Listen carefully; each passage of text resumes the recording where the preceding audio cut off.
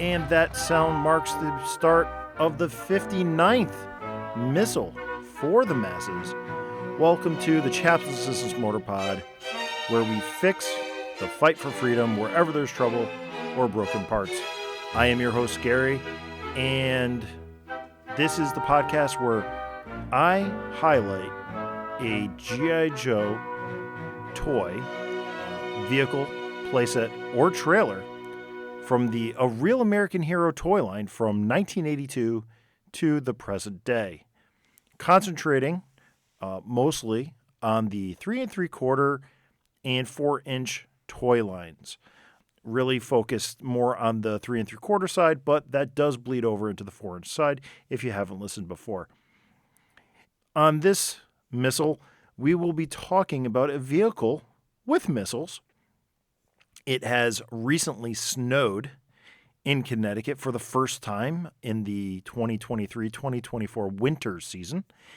And with that snow, it makes me think of wonderful snow vehicles.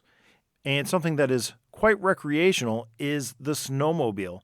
So yes, on this 59th Missal for the masses, I will be talking about 1983's G.I. Joe Polar Battle Bear.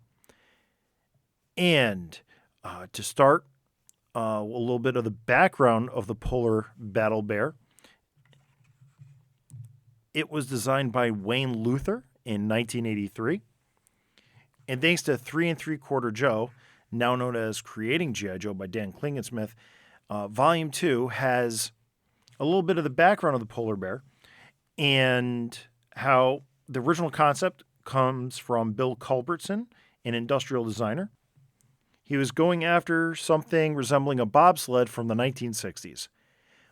When Wayne Luther got the concept, he interpreted it to become a snowmobile from around the same time period. And also, if you look at the shape of the front of the Polar Battle Bear, that was to invoke the silhouette of the Hiss, also from 1983. The Polar Battle Bear was originally designed to be a Cobra vehicle. And if you look a little bit more into Volume 2, it will go over the concept sketches and the mock-ups, which would become 1983's Polar Bear. The big thing I want to mention before moving on to the boxes and the marketing of the Polar Battle Bear is the spring action skis. On the sketch, you see two like springs or shocks, struts that the skis are suspended by and which hold up the front end of the Polar Battle Bear. But on the toy, those are molded in over a much wider, stronger, form of plastic.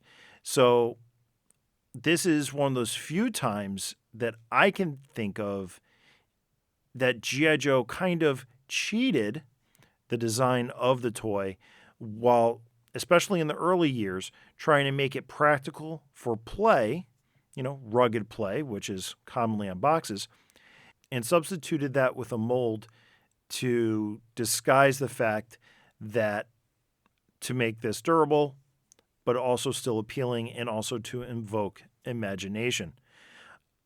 Now, taking a look at the front of the box of the Polar Battle Bear, G.I. Joe Real American Hero Ski Mobile, Polar Battle Bear, with twin laser blasters you can move, does not shoot. Figure sold separately, ages 5 and up, some assembly required, no tools necessary. And on that front of the box, we have a gorgeous Hector Garrido painting of the Polar Battle Bear launching or jumping or starting to. It's near the top of the ramp. The skis are in the air. The tracks are dug into the snow. And Snowjob pilots it with gung-ho on the right rear fender / bumper. And what I believe, or who I believe, is Flash opposite him on the left. Both guns are blazing, and you can see each missile mounted on the stanchions on the skis. It's a wonderful painting with that explosion back in the background. Really exciting. This is something that I did have the Polar Battle Bear when I was a kid, but mine was the mail away, so I did not get to see this box when I finally got it around 1985, 1986, when I redeemed the flag points. Speaking of flag points, that's the back of the box. I would once again like to thank 3D Joe's for having awesome images on his website, Carson Metaxas. Thank you very much. And also, he has that Art of G.I. Joe Omnibus available. I got mine, and I haven't even opened it yet as of this recording, but I'm going to get there. But anyway, taking a look at the back of the box, we have a prototype Polar Battle Bear. We could tell that because the colors are a little off from the toy.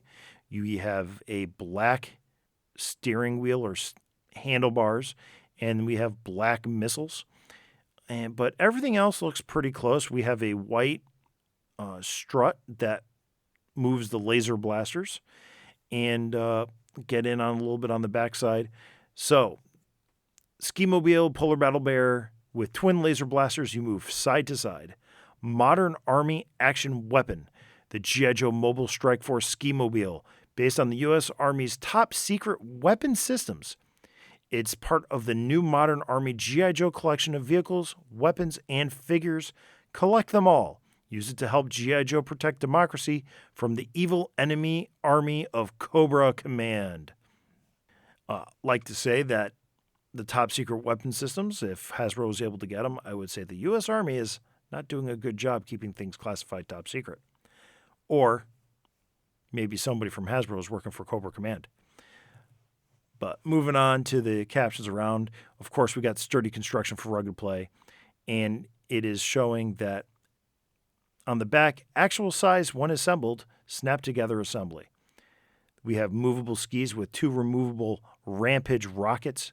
We have realistic engine detail, simulated trees with movable wheels underneath, laser blasters you move side to side, skis turn, super realistic detail, a tow hook, very important, especially if you like trailers, and if you're listening to this podcast, you know I do. It carries 3 G.I. Joe soldiers, engine cover removes to show realistic engine detail. Wow, that's on there twice. And we'll definitely be talking about it more when we get into the blueprints. It's free rolling. And other than that, a little bit of the boilerplate contains track assembly, chassis, seat and engine cover, roll bar, windshield, handlebars, cowling, guns, skis, 2 missiles, gun slide, label sheet, G.I. Joe folder, instructions, and blueprints. That's so if you bought this in the store and the tape was broken, you definitely could keep track of what was supposed to be inside that box. I almost wonder if that was there for whomever was packaging this to make sure that they had everything in the box. We get to detailed battle prints inside. These exciting blueprints explain fully how a real Ski-Mobile would operate. Add them to your G.I. Joe command file. And finally, 2 proof of purchase flag points. So save that and clip that for G.I. Joe premiums. So 2 flag points would say that this is a lower price vehicle. Of course, by its diminutive size, you would expect that this wouldn't be 10 flag points. This would be, 2 flag points. So we're talking, roughly twice the price of the G.I. Joe action figures. A quick check on yojo.com to check MSRPs from 1983.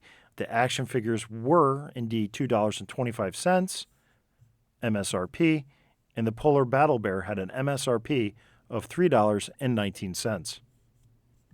Now to cover a little bit of the construction of the Polar Battle Bear before we get into the blueprints, there's basically 3 types of plastic used to build the snowmobile.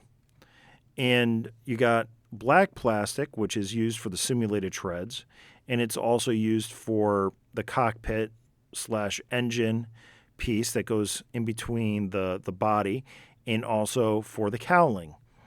And then we have white for the body. A lot of times it's faded into a bright gray, and it's been a long time since I had one of these fresh. So it might have actually been a little bit off-white back in the day. But finally, we're left with the gray, like true gray pieces of the roll bar, the handlebars, the skis, the Missals, the side-to-side slide, and for the gray laser cannons. So it was pretty simple to put together. Looking at these pieces, the piece that I've noticed is broken or was misassembled by the parents or the child is there's a little strut on the laser cannons that's supposed to keep them parallel when you're sliding them side to side. And that piece is designed to flex much like the vanes on the whale. Now, with constant use and plastic moving back and forth, what usually happens is it breaks.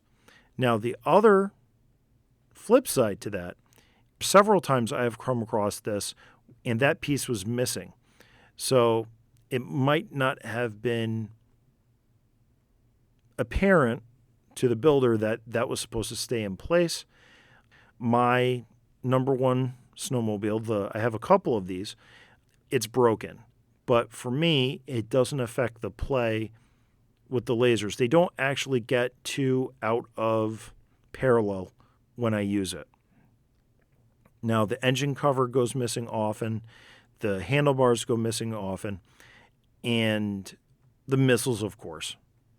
Those are easily lost as well. Now, the only other thing that I've occurred on one other Battle Bear is on the body, we have the rear fenders / place where you can have 2 additional Joes right on the snowmobile as it's being piloted. And I've come across one that got really brittle, and those fenders had broken. So I'm not sure how common that is, but that is also something to look out for as well. Now, I wouldn't say a good thing, but for the customizers out there, that would also be a place where if it was broken, I would not consider it to be a deal killer. You could probably trim those back, and it wouldn't look out of place if they were missing. But they're supposed to be there, and it's something that I've come across, so I feel that I should mention it. Now, there's a lot of stickers, and if they're placed well, it looks really good. So really now, I think it's time to take a look at the blueprints. Now, on the box, it did call them laser cannons, but spoiler alert, on the blueprint, they are calling them the synchronized twin 55mm cannons. Pretty big cannons, if you ask me. I would have accepted 50 cal. With that, the good thing about the layout of this ski mobile is a lot of snowmobiles are front engined, and they have a single narrow track going underneath the driver. Now, this is a little bit larger than a traditional snowmobile or recreational snowmobile. So the track is much wider, and where on a personal snowmobile, you ride it much like a motorcycle or personal watercraft, like a Ski-Doo.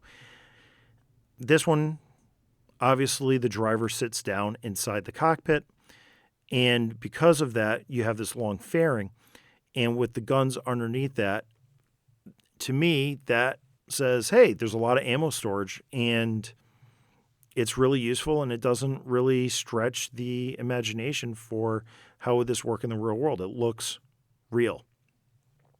Now, 55mm, I might be pushing it, but they're there. They're laser cannons or machine guns, whichever.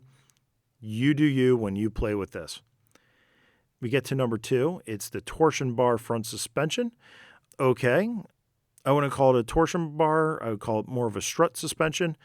But hey, that's cool. Torsion bars would be something straight and twist. These are more like an anti-roll bar because they are curved. They're straight with legs that go down. But who am I to judge? We get to number 3, the heat-seeking Missals. So there's one on each side mounted on top of the skis. I like the fact that they're heat-seeking.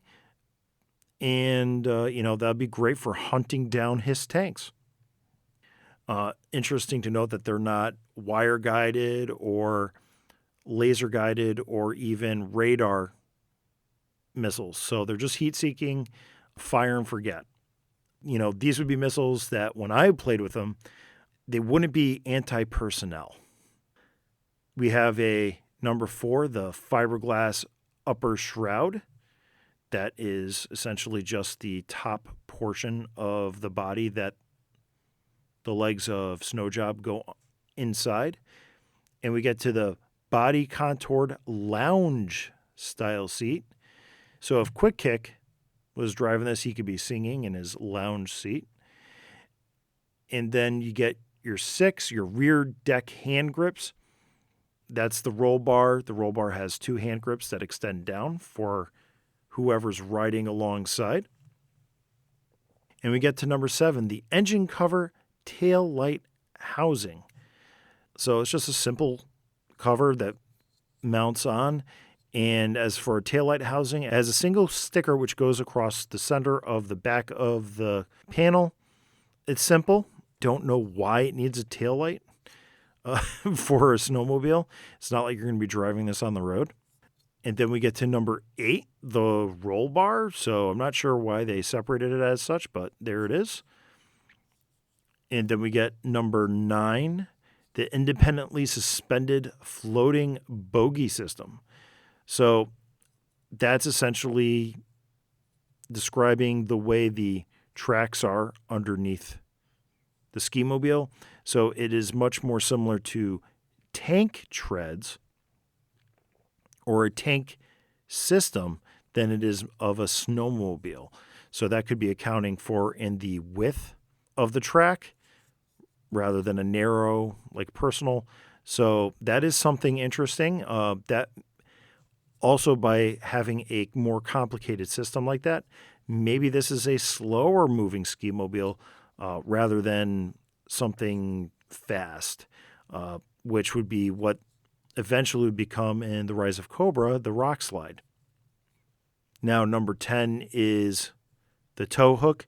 So again, with the wider track, this ski mobile can tow things like a Hal or a Whirlwind or even a Coastal Defender. So this is much more utilitarian than it is a fast attack vehicle, the way I'm reading these blueprints right now, which is definitely telling me that when I played with this wrong. You get to number 11, the high-speed polycarbonate skis, which are pretty self-explanatory. You have the 12. I love it when they did this in the early years. They're pointing out the sticker. They're pointing out the Polar Battle Bear insignia, which is the polar bear in white on a black circle with a red sword underneath. Nice looking logo. I'm glad they pointed it out. 13, we get the bulletproof acrylic windshield, or they call it a fairing in a couple places. That black piece of plastic where the handlebars are, and it has a nice G.I. Joe sticker applied across it if it was done correctly.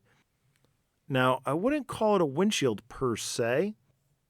It is more of a fairing, as it is described in other things, because I would think as a bulletproof windshield, it would cover the face of the driver, and this only goes as high as those handlebars. So a little misleading there, but at least the lower half of the driver won't get shot up. Then we get to number 14, the steering throttle controls, so the handlebars. And what's good about this is the handlebars have a couple gauges in the center.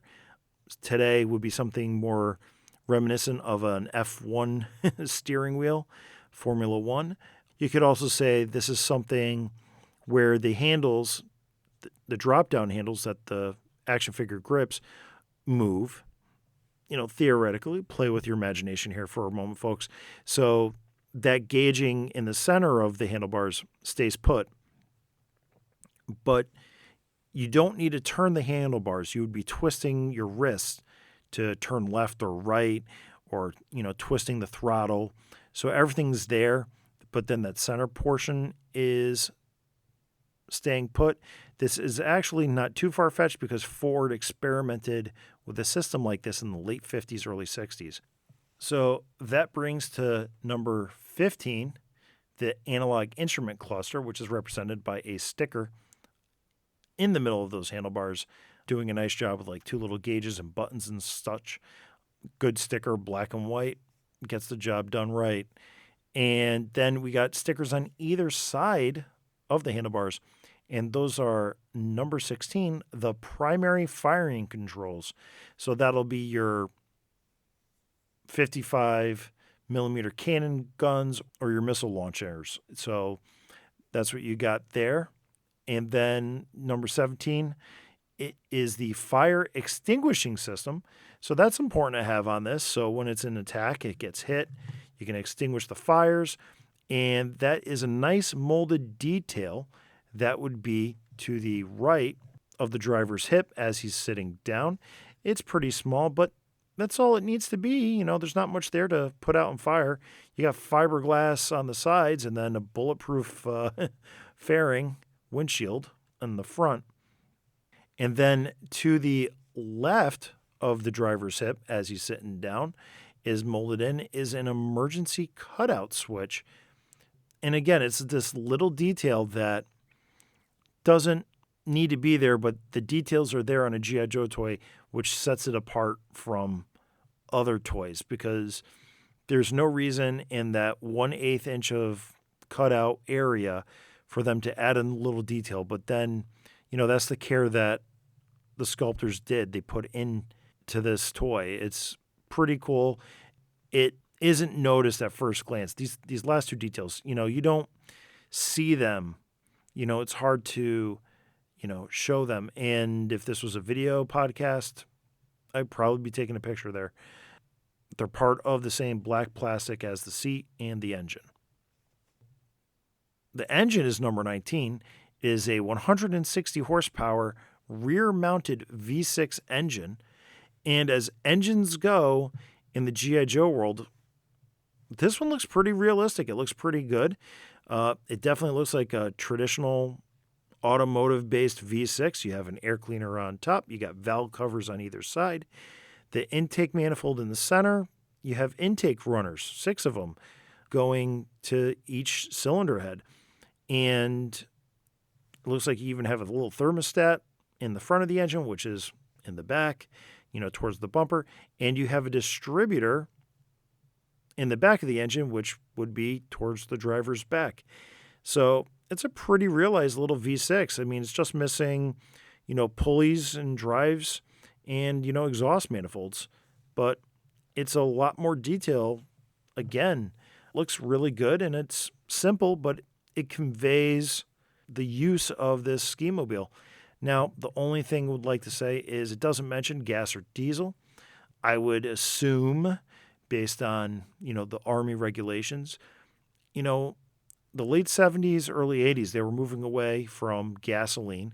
So this could be a gas V6, which would be a different motor fundamentally than a diesel V6.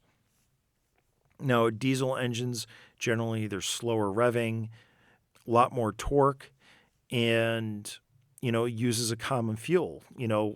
As I talked about in the Ram, the Kawasaki's that the military uses are converted over to diesel. So why wouldn't this ski mobile be converted over to diesel? It works, and, for 160 horsepower, if they put the torque down, you got that big track for this thing to motor along. It works out well. A lot of power, the typical, again, personal snowmobiles.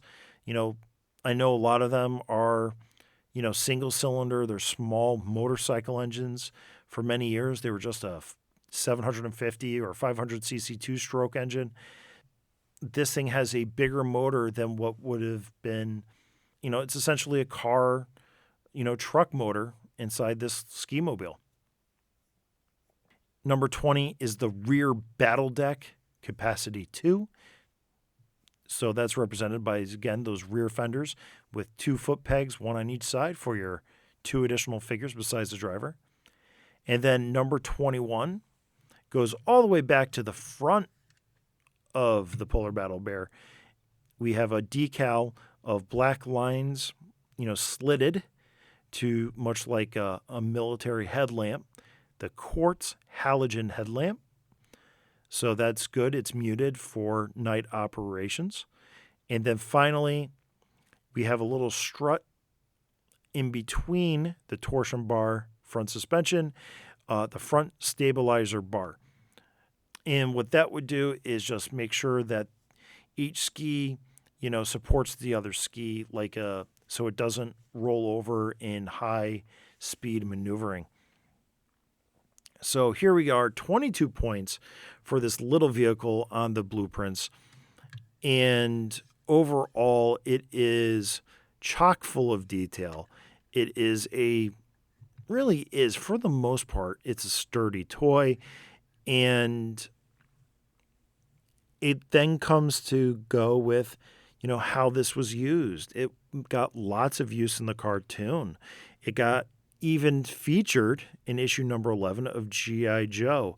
I remember when I hunted down issue number 11 I want to believe I got it at Max Cat's Comics in Middletown, Connecticut.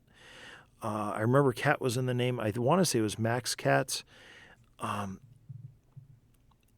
I remember picking that up because it featured the Polar Battle Bear, and at the time I didn't realize the Cobra Viper glider on the front, and with Snow Job and Doc on it.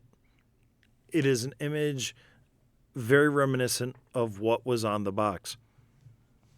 Now, it got plenty of use in G.I. Joe media. Obviously, as a snow vehicle, it didn't get a ton of use because it is kind of an environment-specific toy.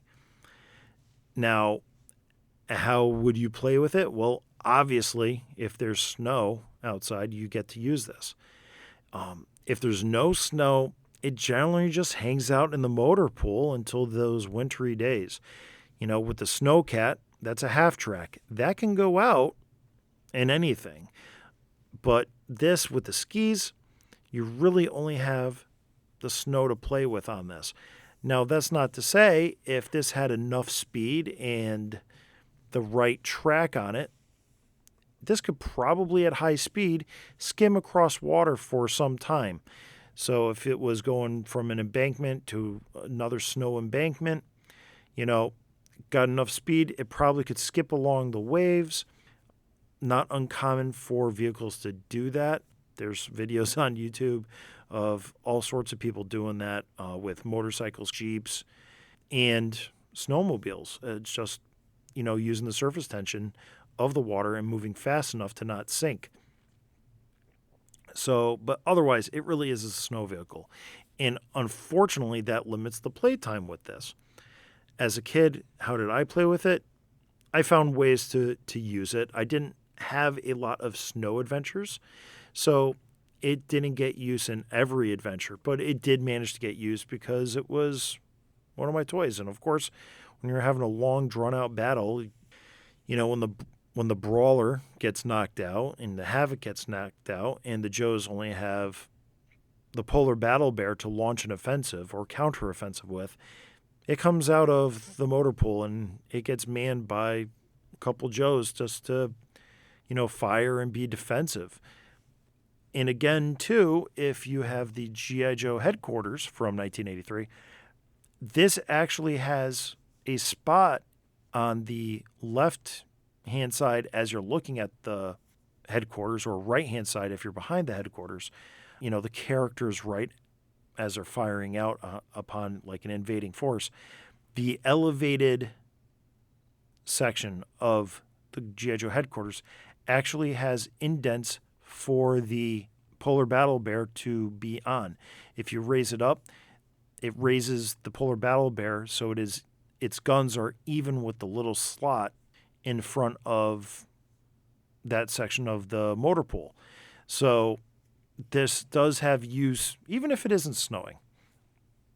Now, if it is snowing, who mans the polar battle bear? And because this is a simpler vehicle, simple to operate, simpler to use, this can be used by just about any G.I. Joe operative. Primarily would be Snow Job from 1983, but its looks and its aesthetic really carry itself well beyond 1983. The angular aesthetic carries it into 87 with Battle Force 2000. In 2017, this would be re-released as a Battle Force 2000 vehicle as part of the G.I. Joe convention exclusives. So the toy has long legs, so to speak. Now, the aesthetic works well with, let's say, Frostbite from 1986, with Avalanche, with Sub-Zero from 1990. So really, this works well for a number of years. The only time I don't think its aesthetic matches is, let's say, with 1993 Snowstorm. And I don't have the Joe vehicle from 93 that is another winter vehicle, but it does pair well with the Avalanche. So as a snow vehicle, or as snow vehicles go, this really does last almost the entire length of the Real American Hero toy line, the Real American Hero aesthetic. So it has staying power.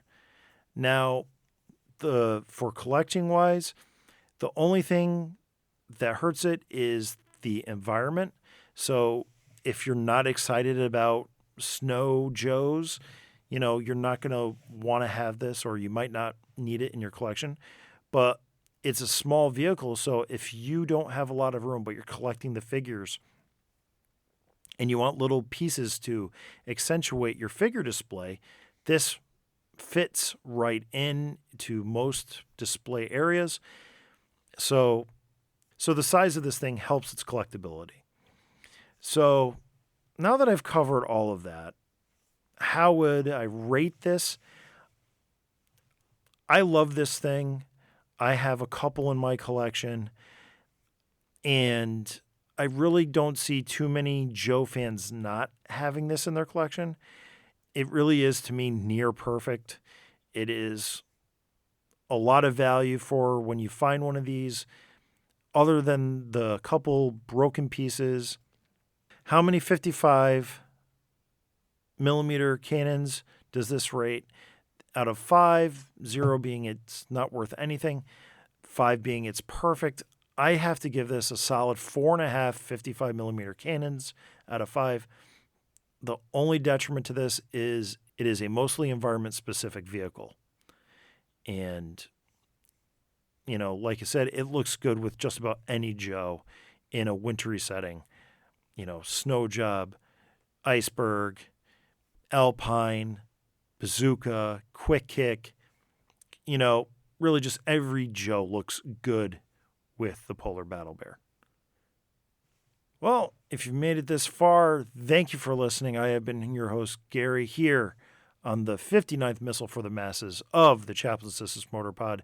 And if you've enjoyed this, feel free to rate, review, wherever you listen to this podcast, because this is available on most major podcatchers, including Spotify, our host. And if you're listening on Spotify, there is probably a question or poll. And if you interact with that, I read every single one. Now, for more Chaplain Sisters Motorpod, you can follow me on social media at Chaplain Joe Pod on Twitter, Instagram, Facebook, and other social medias as well. But those are the big three, and those are the ones I use the most. You can also reach out to chaplainjoepod@gmail.com if you've got questions or other things. I got good feedback from the Terradrome episode and was able to help somebody restoring one of theirs. Also, if you want to get a t-shirt to support the show, you send me an email to that. It's $12 in the United States. You can get a nice t-shirt out to you. Those are made by my good friends at robertbaronsinc.com. Also, the Chapstick Mortar Pod is the strange, but not as strange, nerdy little brother of The Pint, a pop culture podcast. Now, with all of that out of the way, one final missile for the masses. Be decent to each other.